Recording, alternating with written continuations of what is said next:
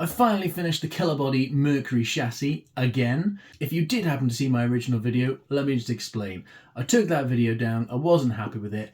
I didn't feel like I was doing myself justice or you guys justice with my review. There was a few things that I felt like looking back at it that I hadn't got right. And after seeing some of the other people's videos where they had got things working, I was like, right, well, it must be me doing something wrong. So anyway, I've gone back to it, I've taken it apart, I've had a look at things, I've got it working better than it was, but it's still not great. So let's check this thing out, we'll look at some of the details, I'll take you through it. Obviously, if you saw the original video, then, feel free to go and watch one of my other videos. But yeah, if you're interested, let's check it out and let's talk about it. Now, the first thing you might notice, if you did see my original video, is I kind of went a bit OTT and added some accessories and some details and stuff like that, a bit of weathering and stuff. I wasn't happy with how the truck looked just plain white. Mine didn't come with an interior, which was kind of one of my gripes about the actual hard body itself, is that, I felt like it should include an interior. So I just whacked a couple of things in there just so that when it's on the trail, it looks a little bit better. And so I'll show you all those details in a minute. But to summarize on the rig before we actually get into the nitty gritty, it was a really, really painful build. I mean, I'm no expert builder, but this thing tested my patience. In my opinion, it seems more like a scale model with RC as an afterthought.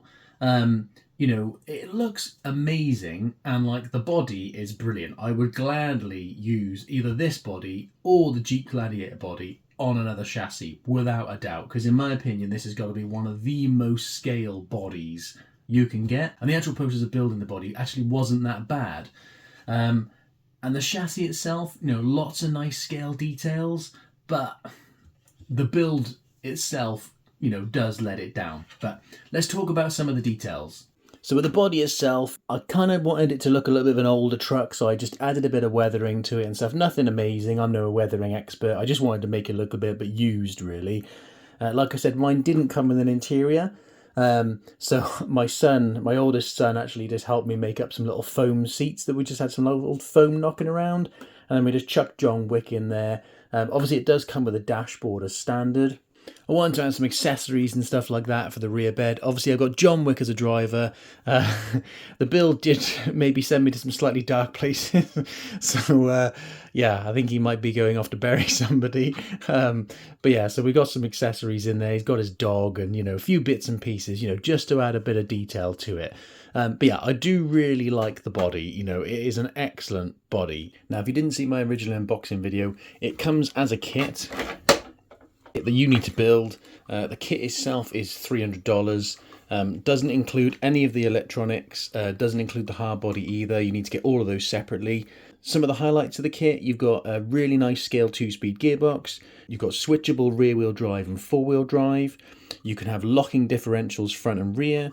You've obviously got, really nice scale details like the engine, all the little scale details like washer bottles and things like that. Got like your scale exhaust and got space for like a sound unit. It comes with pre-assembled scale axles. Another thing I quite like about the chassis and the body combined is how the body attaches to the chassis. Now, basically what you've got is on the front fenders, it just kind of sits over the front fenders. And on the rear, I actually just use 2 of the mounting points. So you can basically just pull the body off and off it comes. And then what you can see is all along the chassis, you've got these different mounting points for whether you're going to be mounting like the side rails for the Gladiator or whether you're going to be mounting the body for the LC70 and so on. So I just basically use the 2 mounting points, put a screw and a nut on there, and then that holds the body on really, really nicely. A couple of things I mentioned on the unboxing video that, I wanted to see what it was like when I built it. One of them was the fact that it's a plastic chassis. And it just has these metal strengthening beams in the middle. Now, it's not as bad as I thought. That's me twisting it, and it's, it's not twisting that much. So the actual fact that it's a plastic chassis probably isn't the end of the world, to be honest. It is better than I thought it was going to be. I still think it should be a metal chassis, really, because obviously that gives you kind of that weight as well, and it's just a bit sturdier and a bit better quality. The main issues I had in my last video was the fact that I couldn't get the 2-speed working, I couldn't get the rear wheel drive and four wheel drive lockout working, and also I couldn't get the exhaust manifolds on to get the exhaust running down here. Now, obviously this is why I redid the video. I have got the 2-speed working, I have got the rear wheel drive and the 4-wheel drive working, still couldn't get the exhaust manifolds in there, just because of the servos. I just couldn't get the space for them to be in there and then have the exhaust still running down, so I still couldn't get that done. Some of the issues I had with the chassis when I was building it, and also on its first run, a lot of the screws that hold the springs in and stuff like that are just, they're plastic thread screws, so obviously you screw them into the plastic, but the problem with that is, if they obviously come undone or they back out the thread, then that's the thread kind of like ruined. That happened to me on both sides with the spring perches, so I had to basically then use bigger screws to get them to stay in there. For the suspension underneath on the front, it has these limiting straps, but as you can see, one's already basically just fallen off and the other one over here has actually snapped. So the end piece is snapped off where it actually mounts to the chassis. So they didn't last very long. That was literally one run and they broke. So yeah, that's not the best. I also had an issue when I was assembling the wheels, where the tool that came with the wheels to do up the little scale wheel lugs, after I'd done like 6 of them, the tool rounded off. So then I basically had to use my pliers to pull the rest of them out, so then I could use just some of the screws that came in the kit instead, which, from a distance they look still like the scale wheel lugs, but obviously they've got a hex head, so at least you can actually use a driver to actually screw them in.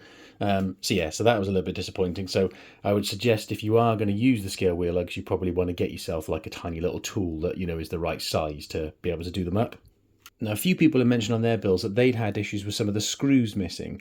Now, none of my screws were missing, and to be fair, they were all separately bagged up, and the instructions did reference, each screw that you needed to use. The issue I had was that some of the instructions were saying use certain screws, and they were the wrong screws. Especially for this this strengthening beam here in the middle, it was suggesting the screws to use, but they were actually the wrong length or the wrong size. So then you had to just figure out which screws you needed to use instead. So there's a few little kind of minor issues like that with the actual instructions. It does have a funky battery tray design that you just turn this catch and then you can just basically pop the battery tray off. But it is quite fiddly to get the actual battery tray cover off, and the actual space you've got for a battery is very, very small. You can see how shallow it is and how small it is. So, you really need to be running like a super scale battery, which you can see is why I added battery straps on top, because I didn't have a battery small enough. And to be honest, I didn't really want to go buy one just for this build when it was driving me insane. So yeah, just be aware that obviously, you do need to run a super scale battery. For me, the suspension is one of the main things that lets this build down. It's leaf springs on the rear and then these kind of like weird friction shocks, and on the front you've got basically just springs and then these friction shocks, and all these friction shocks are just these basically plastic rods that just go inside these shiny chrome plastic outer rods. So it's not very good. Mine were really stiff to begin with. I did try and like rub them down a bit to try and give them a bit more movement. Killerbody do suggest that you use the diff oil to lubricate them, but I still don't think it's that great. You do get 2 different spring tensions, so that you can run like a softer or a harder spring. This is the harder spring, but yeah, it's just not very good, to be honest. For a scale rig, I mean, it's just not that great and just really, really bouncy. And you'll see when we're out on the trail, it doesn't really have that nice scale movement. You'll notice on the rear that I didn't even actually attach the rear shocks, because with those rear shocks attached, you get like hardly any movement on the suspension. You can see how stiff that leaf spring is. It's not the best. Yeah, suspension is one of the main letdowns for me, to be honest. Some of the issues that I had when I was building it, one of the things that took me a while was getting the 2-speed and the rear-wheel drive, 4-wheel drive lockout working. I did have two Traxxas mini servos in there. They eventually burnt out, basically. So I've actually got two 7 kilogram steering servos in there now, operating, and it's still not very smooth, to be honest. You know, I've got them set up on my transmitter so that I've got them like proportional, so I can obviously choose how much to actually turn the servo. But yeah, it's just not very good. I'll show you that in a second. I didn't bother doing the rear servo for the locking diffs because, to be honest, I wasn't going to use the locking diffs anyway. I just added a zip tie to the locking diff arm so that it's permanently locked. Now, obviously, the kit that I got sent by Killerbody was a pre-production kit, so I didn't get any instructions, but I was able to download a PDF from Asia T's website, which had the instructions on there. Most of them are okay, but yeah, it was a really kind of tedious process building it. There was lots of like screw issues and stuff like that. So yeah, it wasn't the nicest build. I would not choose to build it again, to be honest. You know, I'd happily do the hard body again, but not the chassis. So up front, I went with a shorty steering servo so I could mount the receiver on top. You can, I believe, get a full-size servo in there. The instructions do suggest you need a shorty servo. So I went with a shorty anyway, just got a cheap Amazon one, basically. And then I've gone for a Hobbywing Fusion SE motor. I was going to go for a 540 can so I could run like the all the pulleys and everything up front, but to be honest, yeah, I didn't see the point, to be honest. It didn't do anything. They didn't rotate or anything. It was just for show. And you're not going to see it once the actual hard body's on there anyway. Now, this chassis itself doesn't come with any electronics. So obviously you do need to supply your own electronics. And obviously with all the servos you've got, you know, you need at least a 5-channel transmitter. So I did have this FlySky FS7P, I think it's called, that I've had knocking around for a while that I've been meaning to use. Now, initially, one of the problems I did have was how loud this thing was, but after speaking to Adam at Cape Crawlers, and, you know, his was a lot quieter, so I played around with the mesh some more, and I did manage to get it quieter, but it is still a bit noisy. So, you know, that's not too bad. And obviously that's with the Hobbywing Fusion SE in there, and that's in 2nd gear. So we're in 4-wheel drive at the moment. And then with this bottom servo down here, if I just change,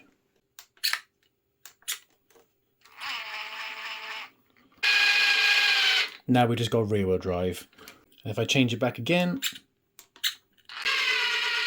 now we're back to 4-wheel drive. And then for our 2-speed, we're in 2nd gear already. This is one of the things that's driving me insane with this chassis is, you know, I've spent ages getting this 2-speed the rear-wheel drive, 4-wheel drive working. There's a 7 kilogram steering servo in here, and now that's not working. It won't change between 2nd gear to 1st gear. It's, you know, that's 2 steering servos I've killed now just trying to get this 2-speed working. I mean, yeah, it shouldn't be that hard. Do you know what I mean? It was working. It just gets so stiff and so sticky. It just won't engage. And yeah, that's a 7 kilogram servo down the drain now. Just like whoever this poor guy in the back is, the building this chassis kind of just, I lost the will to live, to be honest. Basically, if you've skipped all of my waffling and ranting, the summary is a fantastic looking hard body. Would definitely get a hard body from Killerbody again, because I just think they are probably some of the best hard bodies you can get. I love all the scale details. I love the scale engine bay. I really like the look of the gearbox. I like the scale axles. I love the scale wheels. You know, looks-wise, it looks really nice. Performance-wise, it's just not that great. You know, suspension is just non-existent pretty much. You know, even while I'm trying to show it to you on the bench, I'm getting issues with the 2-speed again. You know, okay, I've still got the rear-wheel drive, 4-wheel drive working, but it's very sluggish engagement, even with a 7 kilogram steering servo. It's just lots of issues for me, to be honest. And you know, for the price, you could get better scale ready-to-runs or even other kits, you know. It's a real shame because, you know, as I said in my original video that I took down, and then, you know, I was really hoping that this thing would be awesome. You know, it's got huge potential, but it's just a bit of a letdown, to be honest. I mean, thank you to Killerbody for sending it out for me. And, you know, if anybody's got any tips or any advice on things I could do better, then, you know, drop me a comment below and let me know. Like I said, I am no, like, scale builder by any means. You know, I like to have a go and I'm happy to do things, but it's not my forte. But it just seems like it's a lot of hard work for minimal reward, to be honest. Let's get to the running footage so you can see what it looks like out on the trail. Thank you very much for watching. Again, if you watched the first one, drop me a comment if you've got any questions, and we'll see you on the next one.